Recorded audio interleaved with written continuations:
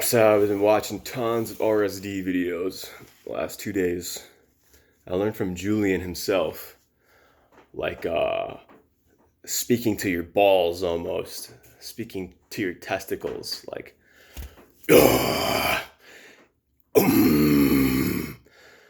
like that whole connect all that, you know? It's like oh, oh. You create like this aura around yourself through your voice instead of like, hey, projecting your voice outwards, like oh. You project it around you, down, project it down to the ground, to the floor, and it just like emanates around you, this aura of your voice. Oh, it's a new idea. It's awesome to me. I want to continue juggling too, because it gets you more present to the moment. If you aren't fully, I guess once you've mastered the skill of juggling, you don't have to be as present, but I feel like if you want to improve in juggling, and even in a sense, like, you do have to fully be present. It's like when you learn guitar, you play a song, you can kind of play it unconsciously and think of other things. So once you've got juggling, so now I can juggle looking at my phone and still communicate.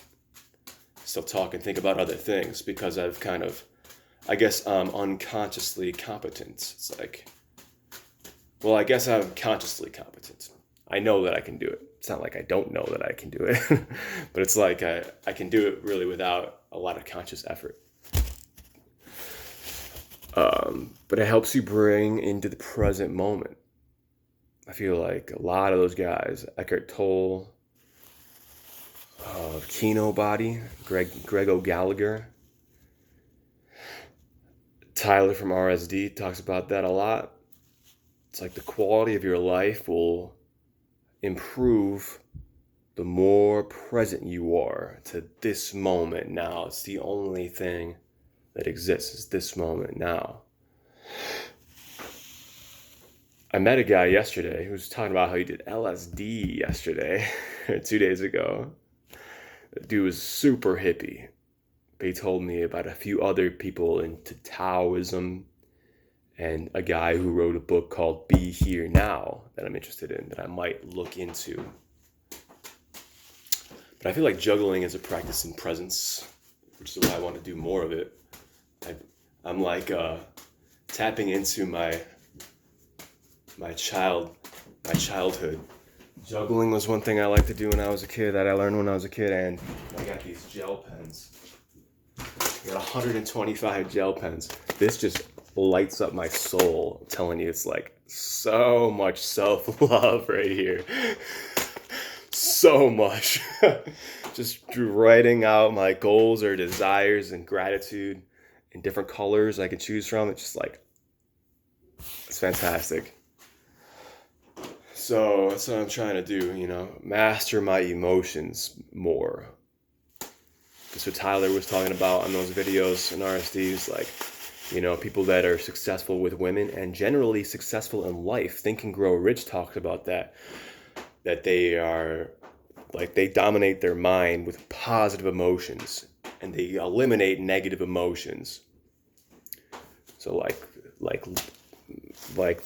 love, faith, hope, joy, enthusiasm, right? Passion, excitement, positive expectation and belief, contentment, hopefulness, optimism, sex,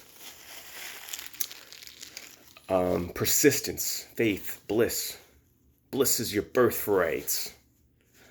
So, and I want to eliminate all this depression, victim grief, anxiety, jealousy, hatred, rage.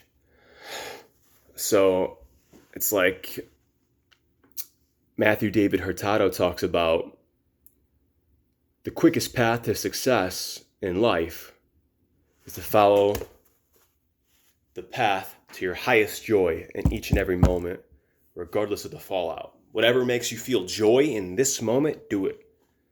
Regardless of the fallout, it's going to lead you to the path of success in life. This guy's a multimillionaire. Although he's declared bankruptcy twice. Also, David Kosciusko has declared bankruptcy. But I've heard that most self-made multimillionaires have a commonality that most of them, I don't know most, but a good percentage of them have declared bankruptcy at least one time in their life. So I should remove that fear, I suppose. I really would not like to ever declare bankruptcy. But if that's what my highest joy leads me to, that's a fallout regardless of the fallout. Fuck it. It's better than slaving away, driving Uber and Lyft. It's something that I really don't enjoy to an extent. I feel like I have to stifle and like almost cut off my dick in order to not be deactivated. Or, you know, it's like Matthew, he talks about also, his mentor taught him, he taught him this: get happy or get the fuck out. And I love that, man, because I feel like to an extent my natural state is just pure joy, bliss, happiness. But then if someone comes into my life, I feel I have to please them. And if they aren't happy, I feel they're not happy with me, and I have to connect with them and be unhappy for whatever reason, that my bliss, my joy that I'm experiencing, that I'm just laughing, having a good time for no real reason, that's stupid. And I'll let it affect me a lot, you know? And then it's like, oh man, I'm stupid for being happy. What am I doing over here? If I want to be successful, I gotta be nose to the grindstone, pissed off, mad and angry. I can't be happy if I'm gonna be successful. But that's what Dave was talking about. And it's like I was kind of pushing myself a little too much with this business, thinking that I need to spend 10 hours a day responding to people, to have it just, people saying fuck you with your lowball scam offers. Or I got a dick pic on my Facebook ad. I'm like, sell your phone in Chicago, and someone sends me their dick, suck my dick. It's like, what the fuck? What the fuck's going on with this shit? It's like, whatever. Get that shit out. Focus on the positive. Get on the upward spiral. That's what I'm going for right now.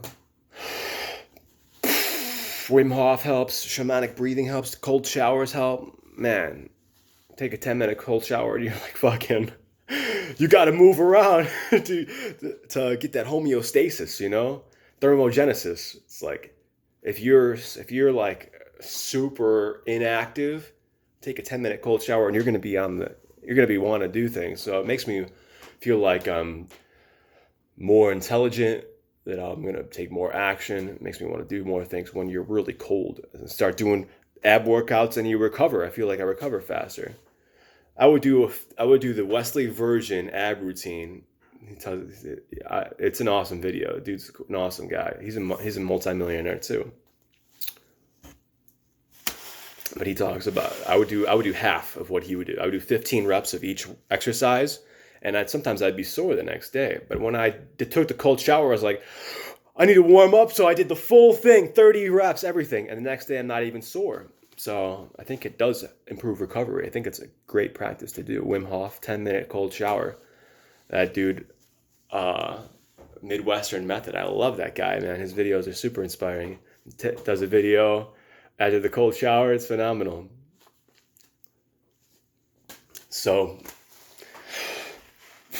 I'm gonna just risk it. I think, I've been trying to practice David Hurtado's 3-2-1 prosperity formula. I signed up for his workshop in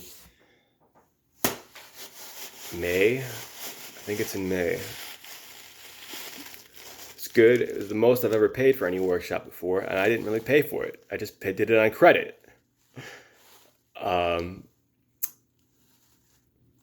But I saw Julian himself's video today. Says like the number one trait of losers, or the number one trait to not be a loser, is to go into debt. It's like, fuck yeah, I'm not a loser anymore. Thanks. That could just be him saying, fucking go into debt to pay for my transformation mastery course, and just super narcissistic, fucking go into debt. Just like people in multi-level marketing, I feel. And some people do it and they succeed though. So I think about a guy, Paul Kopecky, went into debt, gave blood to buy products and to buy CDs to give out to people. I think about Aaron Goldstein. He talks about how he went into debt to pay for David Kosciusko's course. So that's what I want to work on. Stay fully present to the moment and always ramping up emotions. Always, no matter what, just increasing the emotions, the positive emotions in the moment, I'll accept myself if I'm not feeling positive, but work towards that, Think about things that increase positive emotions. Because that's the number one trait of successful people according to Think and Grow Rich. That's what I see from Aaron Goldstein. He's always increasing emotions. Although I think there's some serious anger behind those. I think there's some serious anger, but not always. There's definitely positive in there. Otherwise, I wouldn't be always following him. It's just anger all the time. But there's something there that's like driving him to be doing so much. I mean, this guy's 80 grand in sales, 18,000 in profit, and he's been in the business for like almost 2 years. There's something there. Overcompensation. Ooh, but I love the Julian Blanc's video. He's getting these guys that were beta males, whatever you want to call them.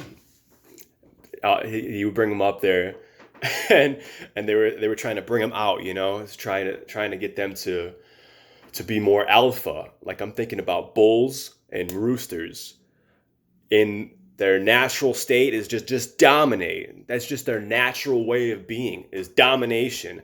And that's why a lot of farmers will just only have one bull. They can't have two because they'll fight all the time and they'll just start, they just rage. They just fuck everything up if there's too many roosters or bulls. They just fucking tear everything up. They have no control, They just start raping all the cows or the hens. They just fucking go crazy, and they start pecking each other and just really brutal. That's the natural state. It's the way God made them, right? So that's mine. I'm not a farmer. I don't know. But that's what I've heard from my aunts. And when I went to buy raw milk from a farm, it's like they only got one bull for the 10 cows, whatever. So they were bringing them out, they were bringing them out into letting them unleash. So Julian's getting them to like growl, So I can do that here, but can I do that out in public without any shame? No social anxiety? Can I truly express myself fully, not to this camera, but to people around me? As soon as my roommate comes home, am I able to continue expressing myself fully without holding anything back, without feeling super nervous or anxious? No. In the past, I haven't. Right now, I feel I can do that because I don't think they're going to come home anytime. But then if I go out in the world, can I just sing my song normally without any suppression? No, it's hard for me, Just like, just go out there and start singing a song. How's it going?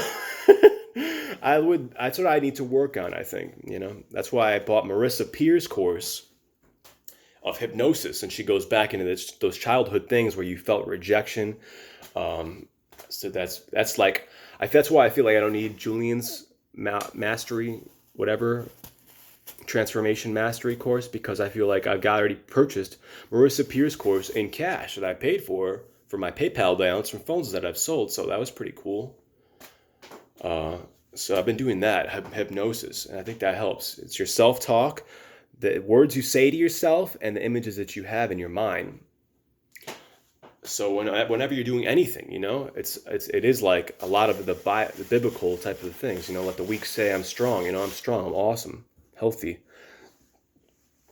What the words that you say to yourself. I love this. This is awesome. It's challenging, But when you do that, it's like you're giving sacrifices of praise, which is one of the 5 things that Kenneth Copeland talks about. 5 things for a successful life. Number 3 was tithe. Number 2, give sacrifices of praise. I'm just going all over the place. Number 1, walk in love. And number 4, live by faith. Number 5, spend time in the Word. See, when you're in the present moment, just everything comes, everything flows. You know what's good. You know what to say. It all is just here in the moment. That's all that you got. Oh, just talking to the camera. Oh, oh man. Okay. I think that's enough expression. That's what I've got to say. I think that's all I've got. Now you know that I'm not going to kill myself, guys, if you're watching me. Thanks for the support, YouTube. Peace. Follow your highest excitement in each moment. So that, let's say it, 3, 2, 1. It's tithe, forgive yourself, release all shame and guilt, and follow your highest excitement, moment by moment, regardless of the fallout. That's what I'm going for. Yeah!